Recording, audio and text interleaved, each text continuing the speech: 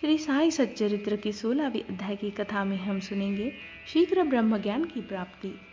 इस अध्याय में एक धनाढ्य ने किस प्रकार साईं बाबा से शीघ्र ब्रह्म ज्ञान प्राप्त करना चाहा, इसका वर्णन सुनेंगे। बाबा को प्रेम तथा भक्ति पूर्वक अर्पित की हुई तुच्छ वस्तु भी वे सहर्ष स्वीकार कर लेते थे, परंतु यदि वह अहंकार सहित भेंट की गई हो तो वे अस्वीकृत कर दी जाती थी।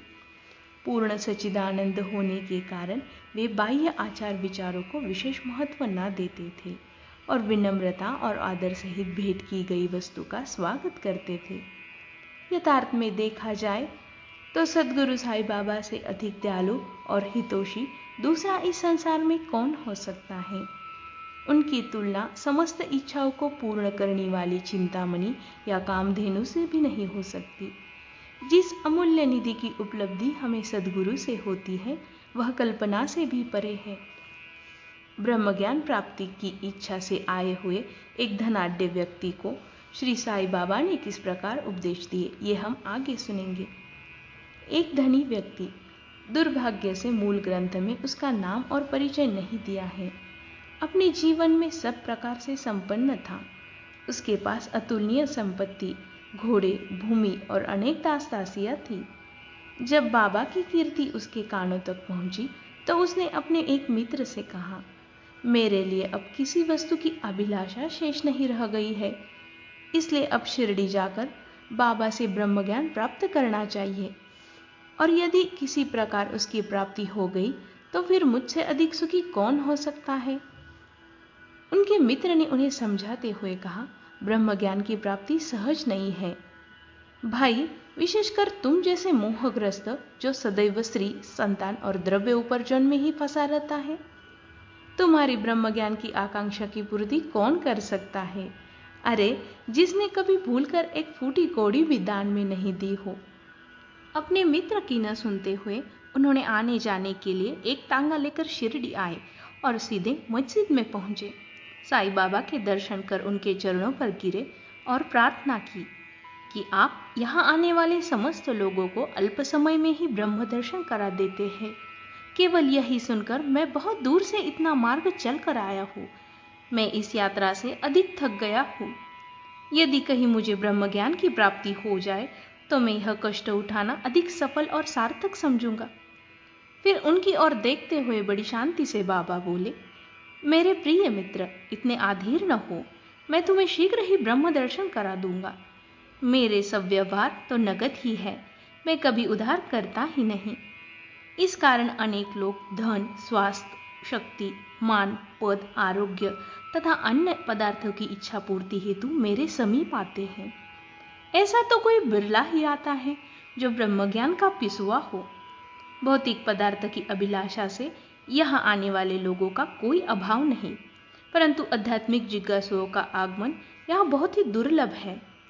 मैं सोचता हूँ कि ये क्षण मेरे लिए कितना धन्य तथा शुभ है। आप जैसे महानुभव यहाँ पधार कर मुझे ब्रह्म ज्ञान देने के लिए जोर डाल रहे हैं। मैं सहर्ष ही आपको ब्रह्म दर्शन करा दूंगा। यह कहकर बाबा ने उन्हें ब्रह्म दर्शन कराने हेतु अपने समीप बिठा लिया और इधर उधर की चर्चाओं में लगा दिया, जिससे कुछ समय तक वे अपना प्रश्न भूल गए। फिर बाबा ने एक बालक को बुलाकर नंदू मारवाड़ी के यहाँ से 5 रुपए उधार लाने को भेजा। लड़के ने वापस आकर बोला, नंदू मारवाड़ी का कोई पता नहीं और उसके घर को भी ताला पड़ा है। फिर बाबा ने उसे दूसरे व्यापारी के यहाँ भेजा। इस बार भी लड़का रुपए लेने में असमर्थ ही रहा। इस प्रयोग को 2-3 बार दोहराते पर भी लड़का 5 रुपए लाने में असमर्थ ही रहा। हम सबको ज्ञात है कि बाबा स्वयं सगुण ब्रह्म के अवतार है।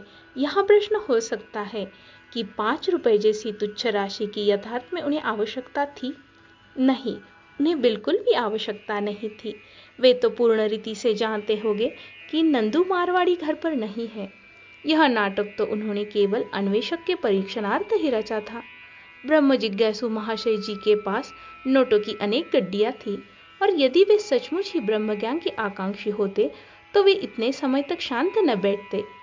जब बाबा व्याग्रता पूर्वक 5 रुपए उधार लेने के लिए बालक को यहाँ वहां दौड़ा रहे थे तो वे दर्शक बने ना बैठे रहते। वे जानते थे कि बाबा अपने वचन पूर्ण करने ऋण अवश्य चुकाएंगे।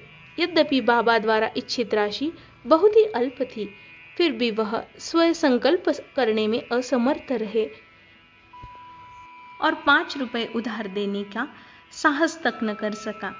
श्रोता थोड़ा विचार करें, ऐसी व्यक्ति बाबा से ब्रह्म ज्ञान, जो विश्व की अति श्रेष्ठ वस्तु है, उसकी प्राप्ति के लिए आया है।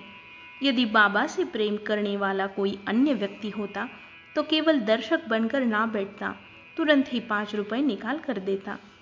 परंतु इन महाशय की तो दिशा ही विपरीत थी। उन्होंने न रुपए दिए और न शांत बैठे, उल्टा वापस जल्दी लौटने की तैयारी करने लगे और अधीर होकर बाबा से बोले, अरे बाबा, कृपया मुझे शीघ्र ही ब्रह्म ज्ञान दे दो। बाबा ने उन्हें उत्तर दिया, मेरे प्रिय मित्र, क्या इस नाटक से तुम्हारी कुछ समझ नहीं आया? मैं तुम्हें ब्रह्म दर्शन करवाने का तो ही प्रयत्न करवा रहा था। संक्षेप में तात्पर्य यह है कि ब्रह्म दर्शन करने के लिए 5 वस्तुओं का त्याग करना पड़ता है, और वो 5 वस्तुएं इस प्रकार है: 5 प्राण, 5 इंद्रिय, मन, बुद्धि तथा अहंकार। इन वस्तुओं का त्याग करने से ही तुम्हें ब्रह्म ज्ञान प्राप्त होता है। आत्मानुभूति का मार्ग भी उसी प्रकार है, जिस प्रकार तलवार की धार पर चलना। फिर बाबा उन महाशय से बोले, अच्छा महाशय, आपकी जेब में 5 रुपयों के 50 गुना रुपए अधिक है, कृपया उसे बाहर निकालिए। उसने नोटों की गड्डी बाहर निकाली और गिनने पर सबको अत्यंत आश्चर्य हुआ कि वे 10-10 के 25 नोट थे। बाबा की यह सर्वज्ञता देखकर वे महाशय द्रवित हो गए और बाबा की चरणों पर गिरकर आशीर्वाद की प्रार्थना करने लगे। तब बाबा बोले, अपना ब्रह्म मतलब नोटों की गड्डियां लपेट लो। जब तक तुम्हारा लोभ और ईर्ष्या से पूर्ण छुटकारा नहीं हो जाता, तब तक तुम ब्रह्म के सत्य स्वरूप को नहीं जान सकते। अगले अध्याय की कथा में हम देखेंगे ब्रह्म ज्ञान या आत्मानुभूति की योग्यता और बाबा के वैशिष्ट्य। इस मधुर कथा को सुनने के लिए जुड़े रहिए हमारे Sai Baba art gallery channel से। ओम साई राम।